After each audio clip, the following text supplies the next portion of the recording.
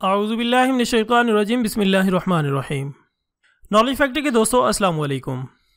ناظرین اکرام، قرآن مجید میں ارشاد باری تعالیٰ ہے، رب المشرقین ورب المغربین فبأي آلاء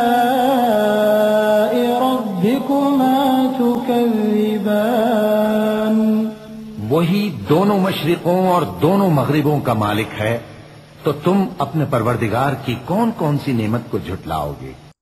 دو چیزیں ہوں تو ان کے لیے تثنیہ اور دو سے زائد اشیاء کے لیے عربی میں جمع کا لفظ استعمال کیا جاتا ہے۔ قرآن پاک کی اس آیت میں لفظ تثنیہ استعمال ہوا ہے، یعنی دو مشرقوں اور دو مغربوں کا رب۔ جیسا کہ ہم جانتے ہیں کہ سورج مشرق سے طلوع ہوتا ہے اور مغرب میں غروب ہوتا ہے، لیکن سائنس ہمیں بتاتی ہے کہ سورج کے طلوع ہونے کا زاویہ ہر روز مختلف ہوتا ہے، اور اسی طرح جب یہ مغرب میں غروب ہوتا ہے تو اس کا زاویہ بھی ہر روز مختلف ہوتا ہے۔ لیکن سال میں صرف 2 دن ایسے ہوتے ہیں جب سورج مشرق کے انتہائی دور دراز مقام سے طلوع ہوتا ہے، اور پھر اسی کے مطابق مغرب کے انتہائی دور دراز مقام پر غروب ہوتا ہے۔ اس کے علاوہ سال میں 2 دن 20-21 مارچ اور 22-23 ستمبر کو سورج کچھ وقت کے لیے عین خط استوا کے مقام سے گزرتا ہے۔ اس تاریخ کو رات اور دن کی لمبائی ایک جیسی ہوتی ہے، جسے انگلش میں ایکونوکس کہا جاتا ہے۔ دوستو تصویر میں دیکھیں کہ سورج سال میں صرف 2 دن مشرق اور مغرب کے 2 انتہائی مقامات سے طلوع اور غروب ہوتا ہے، جبکہ باقی تمام سال وہ ان دونوں مقامات کے درمیان ہر روز کسی نئے مقام سے طلوع اور پھر اسی ترتیب سے غروب ہوتا ہے۔ نالج فیکٹری کے دوستو، اس وقت زمین کے نصف شمالی کرہ میں موسم گرما ہوتا ہے اور باقی نصف کرہ جنوبی میں موسم سرما ہوتا ہے۔ اس لیے آپ نے سنا یا دیکھا ہوگا کہ سردیوں میں سورج ہم سے کچھ دوری پر گزرتا ہے، جس سے ہمارا سایہ بڑا دکھائی دیتا ہے، جبکہ گرمیوں میں سورج سیدھا ہمارے سر کے اوپر سے گزرتا ہے، جس سے گرمی کی شدت بھی زیادہ ہوتی ہے اور سایہ بھی چھوٹا بنتا ہے، یعنی سورج کی ڈائریکشن تبدیل ہوتی رہتی ہے۔ چنانچہ اس آیت سے یہی مراد معلوم ہوتی ہے کہ رب دونوں مشرقوں اور دونوں مغربوں کا مالک ہے، باقی بہتر علم تو اللہ تعالیٰ کی ذات کے پاس ہی ہے۔ مگر قرآن مجید میں ایک اور جگہ ارشاد فرمایا گیا ہے، پس نہیں میں قسم کھاتا ہوں مشرقوں اور مغربوں کے مالک کی، بے شک ہم ہر چیز پر قادر ہیں۔ اس آیت میں لفظ مشارق اور مغارب یعنی تثنیہ نہیں جمع استعمال ہوا ہے، یعنی کئی مشرق اور کئی مغرب۔ جیسا کہ میں پہلے بھی ذکر کر چکا ہوں کہ سورج سال میں صرف 2 دن مشرق اور مغرب کے انتہائی دور دراز مقامات سے طلوع ہوتا ہے، جبکہ باقی دنوں میں وہ ہر روز ایک نئے درجے سے طلوع اور غروب ہوتا ہے۔ اس لحاظ سے سورج کے کئی مشرق اور کئی مغرب ہوئے۔ ناظرین اکرام، اس کے علاوہ سمندروں میں پہاڑوں کی مانند چلتے ہوئے جہاز بھی اس کی قدرت کا شاہکار ہیں، اور کیا ہی عجب بات ہے کہ ایک سوئی تو پانی میں ڈوب جاتی ہے، لیکن ایک ہزاروں ٹن وزنی جہاز مختلف چیزوں کا وزن اٹھائے سمندروں کا سینہ چیرتے ہوئے اپنی منزل کی طرف رواں دواں ہوتا ہے۔ وَلَهُ الْجَوَارِ الْمُنشَآتُ فِي الْبَحْرِ كَالْأَعْلَامِ فَبِأَيِّ آلَاءِ رَبِّكُمَا تُكَذِّبَانِ۔ اور جہاز بھی اسی کے ہیں جو سمندر میں پہاڑوں کی طرح اونچے کھڑے ہوتے ہیں، تو تم اپنے پروردگار کی کون کون سی نعمت کو جھٹلاؤ گے؟ دوستو، یہ وہ آیات ہیں جنہیں پڑھ کر ہم صرف اپنے منہ پر ہاتھ پھیر لیتے ہیں، لیکن یہ جاننے کی کوشش نہیں کرتے کہ ان کا مطلب کیا ہے، کیونکہ اللہ تعالیٰ کی ہر بات کے پیچھے ایک گہری حقیقت پوشیدہ ہے۔ اس لیے وہ بار بار یہی فرماتا ہے کہ کیا ان کی عقلوں پر تالے پڑے ہیں؟ کیا یہ عقل نہیں رکھتے؟ اس میں عقل والوں کے لیے نشانیاں ہیں۔ تو آئیں ذرا اس آیت میں اللہ تعالیٰ کی چھپی قدرت کو تلاش کرنے کی کوشش کرتے ہیں۔ دوستو، جیسا کہ آپ کو معلوم ہے کہ زمین پر 70% پانی اور 30% خشکی ہے۔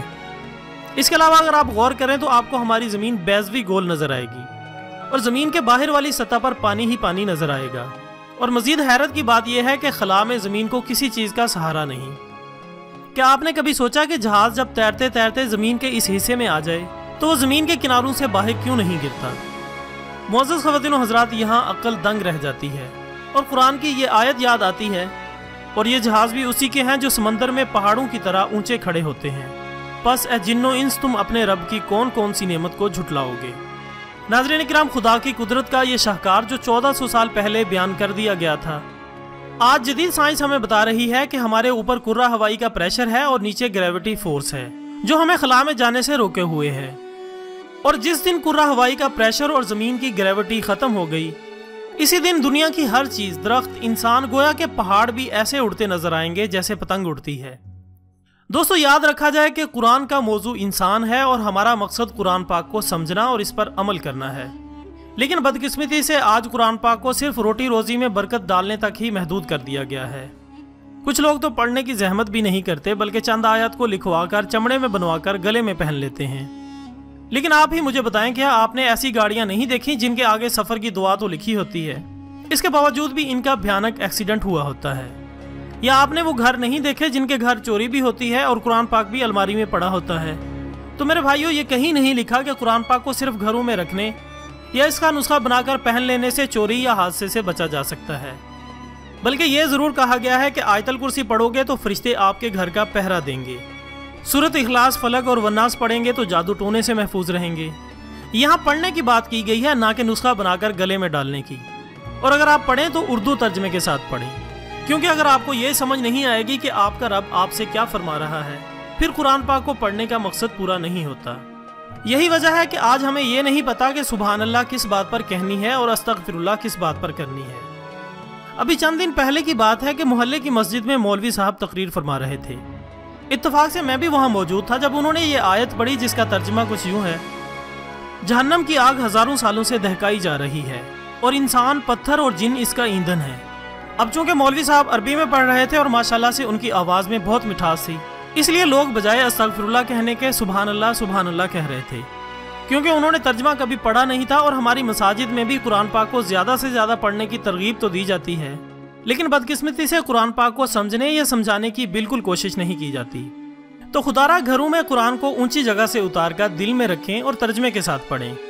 हज़रत अली रज़ी अल्लाह ताला अन्हु का कौल है कि जब तुम नमाज पढ़ते हो तो तब तुम खुदा से बातें करते हो, और जब तुम कुरान पाक पढ़ते हो तो तब खुदा तुमसे बातें करता है। इसलिए खुदा की बातों को समझने के लिए कुरान पाक को तर्जमे के साथ पढ़ें। अगर आपको हमारी आज की काविश पसंद आई हो तो हमारी हौसला अफजाई के लिए वीडियो को लाइक करें और इस वीडियो को दूसरों तक पहुंचाने में हमारा साथ दें, ताकि हमारी वजह से कोई सीना कुरान से मुनव्वर हो जाए।